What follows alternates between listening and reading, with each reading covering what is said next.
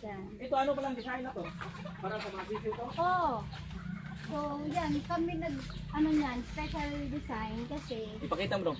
gawin namin, kaya namin ito ginanito, kalahati niya is open. Then ang kalahati is nakaliso. Tapos So, wala na to ilaw. Wala na to ilaw. So, Walang heater. wala rin. So pag taghali, pag nasa labas sila, pag gusto nila ng init, napasok lang sila kaya may isang init na. Ay oo no. So depende na sa kanila kung sila ganahan. Maraming kahoy-kahoy talaga dito. Pagka nilalamig, napasok lang sila sa loob. Kay mainit man siya kahit gabi, hindi malamig yung prima.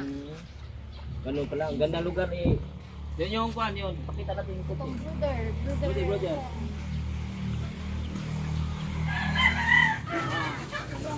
Binigyan lang na ganun din para sa loob, hindi pasokin ng hangin ba? Oh, ito. So, para rin silang naka, sa temperature. Pag mainit yung panahon, so mainit din yung loob niyan. Ah, pero may ipa to.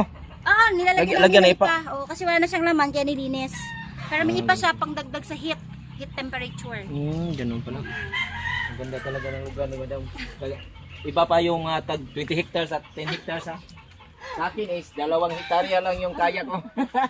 Iba to si Madam. Oo. Hindi, natatakot sa...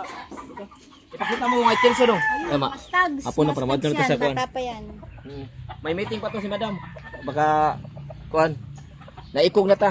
Sa Bisaya, may ikog na tayo. Ikot na. Sa Tagalog. Oh, may hiya na tayo. Hiya na rin ha. Di mahadlok.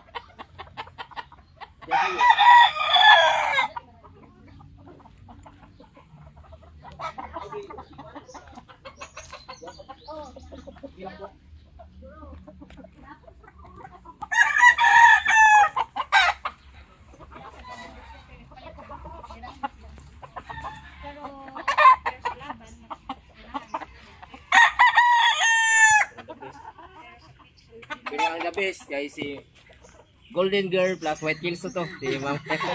Mix na. Mix na. Ay hindi to siya 50-50 bali pure breed niya, White Kills and Golden Girl. Dito na ako. Madam. Naka-black dito. Tayo na, may meeting ba siya? Nahihiyan ako. Thank you. Sige, i-enjoy natin. Thank you. Thank you followers ni Ma'am Tisa at Aeroxim Farm. With love. Thank you.